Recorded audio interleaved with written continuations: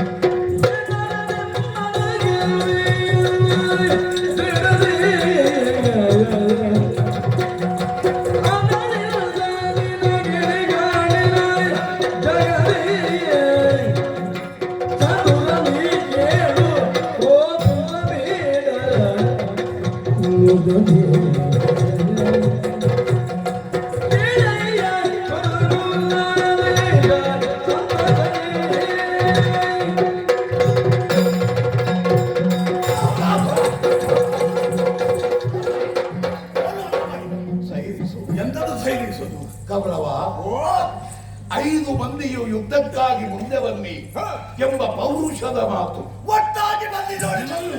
ಕ್ಷಣಕಾಲದ ಮೊದಲು ನೀರಿನಲ್ಲಿ ಅಡಗಿದ್ದೆ. ಅದಕ್ಕೆ ಹಿನ್ನೆಲೆ ಏನು ಯಾಕೋ ಅದನ್ನು ವಿಮರ್ಶೆ ಮಾಡುವುದಕ್ಕೆ ನಾನು ಹೋಗುವುದಿಲ್ಲ. ಆದರೆ ನಿನ್ನವರನ್ನೆಲ್ಲ ಕಳೆದುಕೊಂಡ ಮೇಲೂ 5 ಮಂದಿಯನ್ನು ಯುದ್ಧದಲ್ಲಿ ಸೋಲಿಸ್ತೇನೆ. ಸೋಲಿಸದ ಇದ್ದ ಕೌರವ ಛಲದ ಮಾತುಗಳನ್ನು ಕೇಳಿದಾಗ ನಿನಗೆಣೆ ಇನ್ನೊಬ್ಬನನ್ನ ನಾನು ಕಾಣೆ. ಆದರೆ 5 ಮಂದಿಯೂ ನಿನ್ನ ಮೇಲೆ ಎರಗುವುದು ಸರಿಯೇ? ಈ ಜಿಜ್ಞಾಸೆ ನನಗೆ. ಯಾಕೆ ಅಂತ ಹೇಳಿದ್ರೆ ನೀನು ಓರ್ವನಿದ್ದಿ, ಆ 5 ಮಂದಿ ಕೂಡಿ ನಿನ್ನಲ್ಲಿ ಯುದ್ಧ ಮಾಡುವುದು ಧರ್ಮ ಅಲ್ಲ. ನೀವು ನಮ್ಮಲ್ಲಿ ಯಾರನ್ನಾದ್ರೂ ಒಬ್ಬನನ್ನ ಆಯ್ಕೆ ಮಾಡಿದ್ರೆ ಹಾಗೆ ಯುದ್ಧ ಮಾಡಬಹುದು. ಒಬ್ಬರನ್ನ ಆಯ್ಕೆ ಮಾಡಬೇಕು. ಹೌದು, ನಕುಲ, ಸಹದೇವ, ಭೀಮ, ಈ ಕಡೆ ನೋಡಿ. ನಿನ್ನನ್ನೇ ಆಯ್ಕೆ ಮಾಡಿದ್ರೆ ನಾನು ಯುದ್ಧಕ್ಕೆ ಸಿದ್ಧನಿದ್ದೇನೆ. ನಿನ್ನಯ ಬಲವೇನು, ನಿನ್ನಯ ಬಲವೇನು, ಮಾರುತಿ ಎಂದು ನಿರೀಕ್ಷಿಪೆನು, ಮಾರುತಿಯನ್ನು ನಿರೀಕ್ಷಿಪೆನು, ನಿರೀಕ್ಷಿಪೆನು.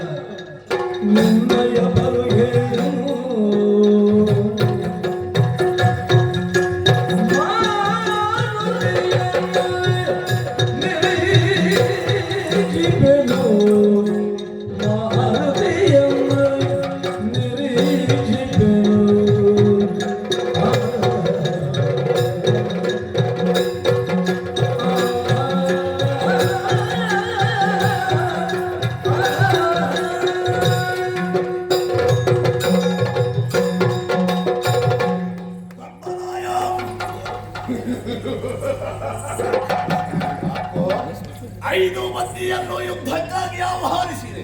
ಬೇಡ. ಈ ಕಾಲಕ್ಕೆ ನಿನ್ನ ನಿಬಂಧನೆಯಾದರೂ ಏನು? ನಾವು ಧರ್ಮಾತ್ಮರು ಹೇಳಿದ್ರು ಯುದ್ಧ ಮಾಡುವಲ್ಲಿ ಧರ್ಮ ಅನ್ನೋದನ್ನು ಈಗಲೂ ಇಟ್ಟುಕೊಂಡಿದ್ದೇವೆ. ಒಬ್ಬನನ್ನು ಆಯ್ಕೆ ಮಾಡು ಅಂತ ಹೇಳಿ. ಹೌದು. ಯಾರು ಆದೀತ? ಈಗ ನಿನ್ನನ್ನೇ ಆಯ್ಕೆ ಮಾಡಿದ್ರೆ ನಾನು ಸಿದ್ಧನಿದ್ದೇನೆ. ಏನು ಮಾತಾಡ್ತೀರಲ್ಲ? ಏನಾಯಿತು? ಗೊತ್ತಾದ್ರೆ ತಿಳಿಯದೇ ಇದ್ದವನಲ್ಲ. ಆದರೂ ಅದಕ್ಕಿಂತ ಮುಖ್ಯವಾದ ಸತ್ಯ ಬದುಕಿನ ಹೋರಾಟ, ಸ್ಥಿರತೆಯನ್ನು ಹೊಂದಿದವ ಯುಧಿಷ್ಠಿರ ಅನ್ನುವ ಹೆಸರು ಬಿಟ್ರೆ ರಣಕಣದಲ್ಲಿ ಸೆಳಸಿ ನೀನು ಸಾಹಸವನ್ನೇನು ತೋರಿಸಿದ್ಯ. ಏನೋ ಬೆಳಿಗ್ಗೆ ಆಗುವಾಗ ಶಂಗನನ್ನು ವಧಿಸಿದ್ಯ ಅನ್ನೋ ವಿಷಯ ಗೊತ್ತಿದ್ರು ನಿನ್ನನ್ನು ನಾನು ಯುದ್ಧಕ್ಕೆ ಆಹ್ವಾನಿಸುವುದಿಲ್ಲ. ನಾನು ಬೇಡ ಅಂತ ಆದ್ರೆ ಅರ್ಜುನ ಇದ್ದಾನಲ್ಲ, ಅದ್ರ ಹಾಗೆ ಮಾಡ್ತೇನೆ. ಯಾರು ಇವನ? ಹೌದು. ಸ್ವಲ್ಪ ಮುಂದೆಲ್ಲ ನೋಡು, ಪ್ರಪಂಚ ಮುಖದಲ್ಲಿ ಇವೊಬ್ಬ ಬಿಲ್ಗಾರ, ಮೀಸೆ ಹೊತ್ತ ಗಂಡಸರು. ಮತ್ತೇನು? ಹೌದೌದು. ಇವನನ್ನು ಯುದ್ಧಕ್ಕಾಗಿ ಆಹ್ವಾನಿಸೋಣ. ಮನಸ್ಸು ಒಪ್ಪುವುದಿಲ್ಲ ಧರ್ಮರಾಯ. ಯಾಕೆ? ಯಾಕೆ ಅಂತ ಕೇಳಿದ್ರೆ ನಾವು ಏನಿದ್ರು ಗದಾ ಪಾಣಿಗಳು. ಗದಾದಂಡದಲ್ಲಿ ನಮ್ಮ ಯುದ್ಧದ ದೊಡ್ಡದು. ಅವ ಎಷ್ಟಾದ್ರೂ ಒಬ್ಬ ಬಿಲ್ಗಾರ, ಅವರಲ್ಲಿ ಹೋರಾಟ ಸಮಾನತೆ ಅನ್ನೋದು ಬರೋದಿಲ್ಲ. ಇನ್ನು ನಕ್ಲ ಸಹ ದೇವರು, ದೇವರಲ್ಲ ಸಹ ದೇವ ಇಬ್ಬರಿದ್ದಾರೆ. ಹೇಗೆ ಆದೀತೋ? ಆದೀತ ಎಂತದು? ಯುದ್ಧ ಯುದ್ಧ ಅಲ್ಲ, ಸ್ವಲ್ಪ ಉದ್ದ ಮಾಡಿ ಏಕರಥಾರೂಢರಾಗಿ ನೀವಿದ್ದು ಬಂದ್ರೆ ಅದೊಂದು ಪ್ರಶ್ನೆ ಬೇರೆ. ಆದರೆ ಧರ್ಮರಾಯನ ನಿಬಂಧನೆ ಉಂಟು. ಒಬ್ಬರನ್ನು ಆಯ್ಕೆ ಮಾಡಬೇಕಾಗ್ತದೆ. ಒಬ್ಬ ಆಯ್ಕೆ ಮಾಡಿದ್ರೆ ಅವ ಸಣ್ಣವರಾಗಿ ಕಾಣುತ್ತಾನೆ. ಅವ ಚಿನ್ನ, ಅವ ಸಣ್ಣವ. ಹಾಗಾದ್ರೆ ಇನ್ನು ಯುದ್ಧವನ್ನು ಮಾಡುವುದು ಯಾರು? ಓ ಅಲ್ಲಿದ್ದಾರಲ್ಲ, ಭೀಮಸೇನ. ಹೌದು. ಅವನೇ ಒಂದು ಕೈ ಎತ್ತಿ ಹಿಡಿಬೇಕಾಗಿದೆ. ಅವನನ್ನೇ ಯುದ್ಧಕ್ಕಾಗಿ ಆಹ್ವಾನಿಸ್ತೇನೆ. ಅವನೇ ಯಾಕೆ ಬೇಕು?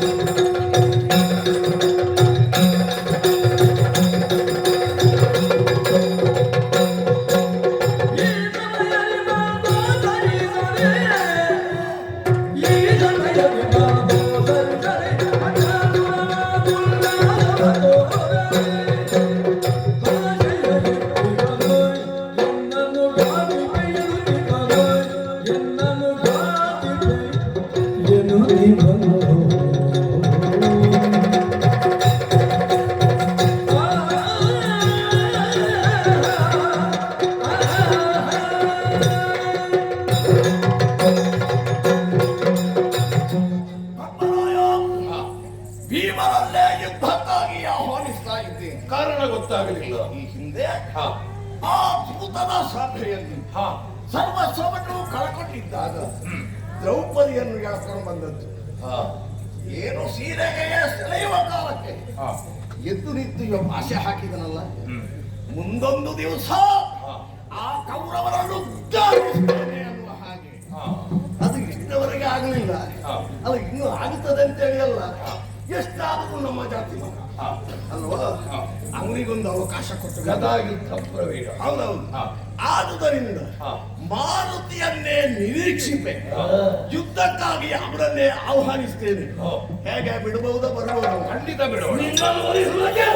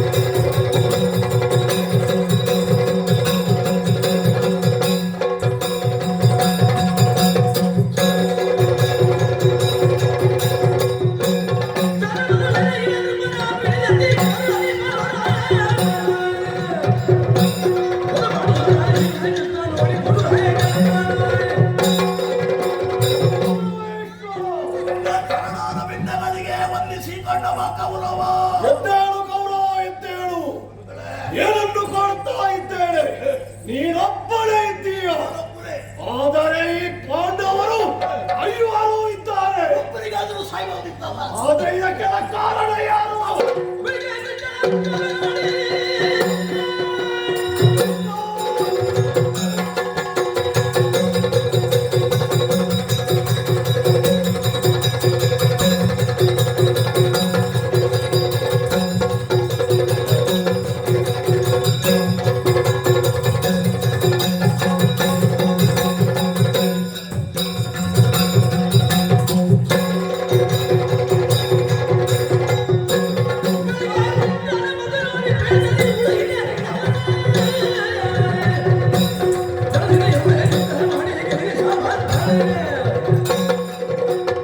ಈ ರೀತಿಯ ನಗಾರಿ ಹೊಂದಿಸಿಕೊಂಡಿದ್ದೇನೆ. ಹೊರಳಿನಲ್ಲಿ ಪಾಂಡವನ ಫಲ ನಾನು, ನನ್ನ ಫಲ ಅನ್ನ.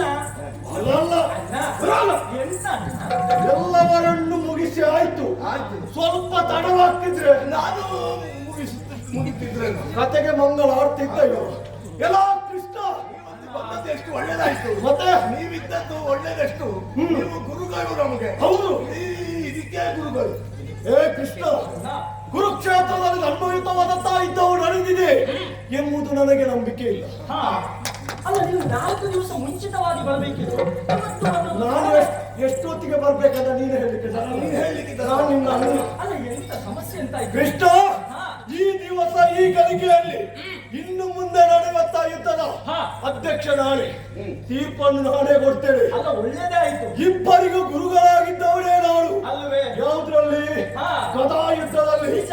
ಇಬ್ಬರಿಗೆ ನಾನೇ ಗುರು. ಸರಿ. ಆದ್ರೆ ಈ ದಿವಸ ನಾನು ಹೇಳುವ ರೀತಿಯ ಯುದ್ಧವು ನಡಿಬೇಕು. ಅದು ನಾನು ಮಾತಾಡ್ಲಿಕ್ಕಿಲ್ಲ. ನೀನು ಮಾತಾಡ್ಲಿಕ್ಕೆ ನೀನು ಮಾತಾಡಿದ ಸಾಕು. ಹೇ ಕೃಷ್ಣ, ಗದಾಯುಧದ ನಿಯಮ ಈ ರೀತಿ ಇದೆ ಎಂಬುದಿದೆ. ಹಾ. ಹೇಗದು? ಹೇಗಣ್ಣ? ಸೊಂಟದಿಂದ ಕೆಳಗೆ, ಹಾ ಹಾ ಹಾ ಹಾ. ಕಂಠದಿಂದ ಮೇಲೆ ಸರಿ ಸರಿ. ಯಾರು ಹೊಡೆಯಬಾರದು. ಯಾರು ಹೊಡೆಯಬಾರದು? ಗೌರವ ಗೊತ್ತಾಯ್ತಲ್ಲ? ಸೊಂಟದಿಂದ ಕೆಳಗೆ, ಕಂಠದಿಂದ ಮೇಲೆ ಯಾರು ಹೊಡೆಯಕೂಡದು. ಅವಳಿ ನೀನು ಹೇಳು. ಅವನ ಕಿವಿ ಶುದ್ಧ ಉಂಟು, ಎಲ್ಲ ಕೇಳ್ತದೆ. ಅಧ್ಯಕ್ಷನಾಗಿ ನಾನಿದ್ದೇನೆ. ಪ್ರಾರಂಭವಾಗಲಿ.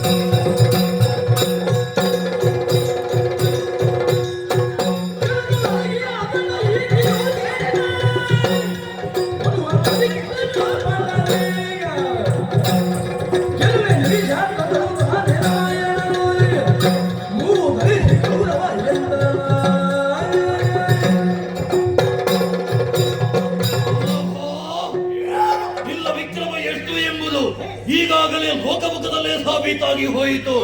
ಎಷ್ಟಾದರೂ ನೀನು ನೀರಿನಲ್ಲಿ ಅಡಗಿದವ. ನಿನ್ನನ್ನು ಕೊಲ್ಲಲೇಬೇಕೆಂಬಂತಹ ಉದ್ದೇಶದಿಂದಲೇ ಮೇಲಕ್ಕೆ ಎಬ್ಬಿಸಿದವನು ನಾನೇ. ಹಾಗಾಗಿ ಹೆಚ್ಚು ಹೊತ್ತು ಬೇಡ, ಗೆಲ್ಲುವೆ ನಿನ್ನನ್ನು ನಿಮಿಷಾರ್ಧದಲ್ಲಿ.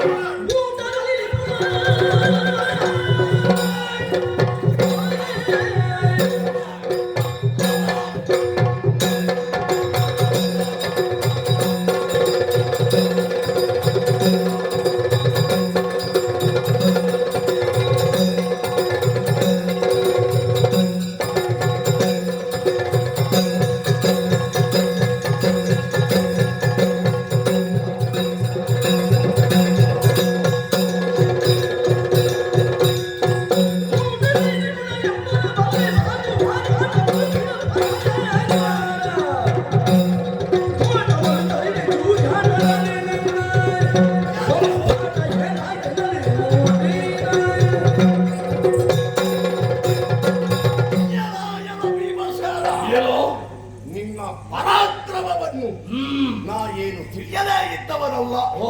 ಊಟದಲ್ಲಿ ನಿಪುಣ. ಮತ್ತೆ ಉಳಿದದ್ರಲ್ಲಿ ಎಷ್ಟೊಂದು ನಾನು ಹೇಳೋದಿಲ್ಲ. ಆ ಬೊಬ್ಬೆ ಕೇಳ್ತಿದ್ರೆ ಜೂಜಾಟದಲ್ಲಿ ಒಂದು ಸಣ್ಣ ಶಬ್ದ ನಿನ್ನಿಂದ ಬರಲಿಲ್ಲ. ಈಗ ನೀನು ಮುಂದೊತ್ತಿ ಬಂದು ನಿಂತಿದ್ದಿ. ಹೌದು. ನಿನ್ನ ಪರಾಕ್ರಮವೆನ್ನುವಂತಹ ತೋಟವನ್ನು ಅದನ್ನು ಚಾರ ಹರಿಪಾಡುವಾಗ ನಡೆಯುವ ಸಾಮರ್ಥ್ಯ ಇದ್ರೆ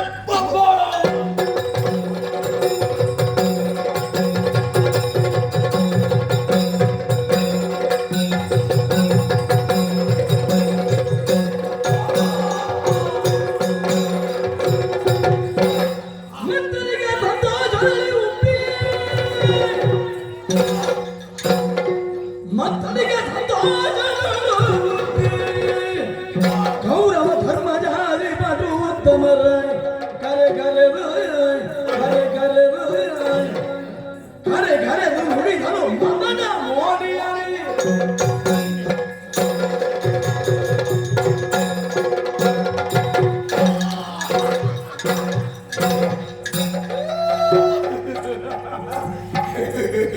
ಸಂತೋಷದ ಅನುಭವ ಕ್ಷಣದಿಂದ ಕ್ಷಣಕ್ಕೆ ನಮಗೆ ಹೆಚ್ಚಾಗುತ್ತಾ ಹೋಗಿದೆ. ಆದ್ರೆ ಕೆಳಗಡೆ ದುಶ್ಯಾಸನ ಇಲ್ಲಿರುವೆ ಬಾರಯ್ಯ ಮಾವ ಶಕುನಿ ಯಾಕೆ ಕರೆದನು ನಾನು? ಅವರೆಲ್ಲ ಬರುವುದಕ್ಕೆ ಸಾಧ್ಯ ಉಂಟೆ, ಎಲ್ಲ ಸ್ವರ್ಗಸ್ಥರಾದರೆ ನನಗೇನೋ ಪ್ರಭೆ ಆವರಿಸಿತ್ತು. ಸಂತೋಷವನ್ನು ಹಂಚಿಕೊಳ್ಳುವಲ್ಲಿ ಅವರು ಇರ್ತಿದ್ರೆ ಎಷ್ಟು ಒಳ್ಳೆಯದು ಅನ್ನುವ ಹಾಗೆ ಸಂತೋಷ ಸಿಗಬೇಕು ಅವರಿಗೆ. ಹೇಗೆ ಇವರಲ್ಲಿ ಪಚಾರಿಸಿ ನುಡಿದಾಗ ಇವರನ್ನು ಏನಿದ್ರೂ ಸ್ವಲ್ಪ ತಿರುಗಿಸಲೇಬೇಕಾಗುತ್ತದೆ. ಆದ್ರಿಂದ ಹೇಳಿದ್ದಾನೆ ಧರ್ಮರಾಯ, ನೋಡಿರಿ ಧರ್ಮಜಯ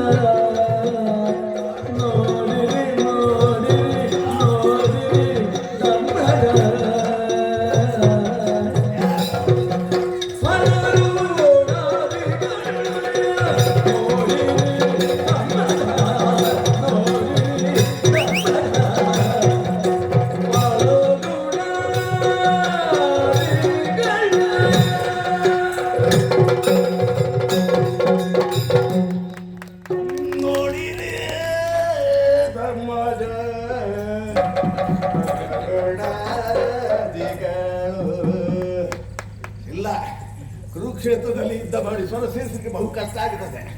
ಬೇಡ ನಮಗೆ. ಆದ್ರೆ ಇವರನ್ನು ನೋಡುವಾಗ ಪಾಪ ಈ ಧರ್ಮರಾಯ ದೇವ ಅರ್ಜುನ ನೋಡಿ ನೀವು ತಲೆಗಳಿಗೆ ಹಾಕಿದ್ದು ಗೊತ್ತಾಯ್ತು. ಇನ್ನಾದ್ರೂ ಸರಿಯಾಗಿ ಹೊಟ್ಟೆ ತುಂಬ ಊಟ ಮಾಡಬಹುದಲ್ಲ, ಯೋಚನೆ ಮಾಡುದು ನೋಡಿ. ಧರ್ಮಯ ಅರ್ಜುನ ನಕಲ ಸಹದೇವರು ಈ ಭೀಮ ಈ ರೂಢಿಯಲ್ಲಿ ಬಿದ್ದ ಚಂದಗಳು ಅಗಾಧವಾಗಿ ಬಿದ್ದಿದ್ದಾನೆ. ಕಾರಣ ಬೇರೆ ಏನು ಅಲ್ಲ, ನಮ್ಮಲ್ಲಿ ತಂದ ವಿದ್ಯೆ ಅಂತದ್ದು. ಆ ವಿದ್ಯೆಯ ಪ್ರಭಾವದಿಂದಲೇ ಹೊಡೆದೆ ಮಂಡೆ ಮೇಲೆ ಎತ್ತುವುದಕ್ಕಾಗಲಿಲ್ಲ. ಅಲ್ಲಿಂದಲೇ ದೊಡ್ಡ ಕಡೆಗೆ ನಿಮಗೆಷ್ಟಾದ್ರೂ ನಿನಗೆ ತಮ್ಮ, ಇವನಿಗೆಲ್ಲ ಅಣ್ಣ ಅಂತ ಹೇಳ ಒಂದು ವಿಶಾಲ ಯೋಗ ಅಲ್ವಾ?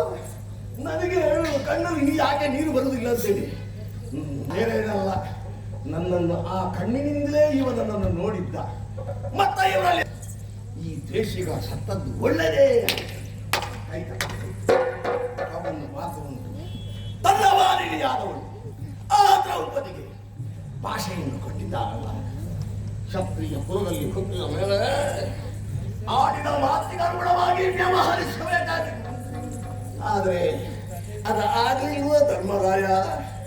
ಏನಿದ್ರು ಸಹ ಕನ್ನಡಿಯಲ್ಲಿ ಒಂದು ವಸ್ತನ್ನು ನೋಡಿದರೆ ಅದು ಕೈಗೆಟಕುತ್ತದಾದ ಸಿಕ್ಕುವುದಕ್ಕೆ ಸಾಧ್ಯ ಉಂಟು. ಅದೇ ರೀತಿ ಆಯಿತು.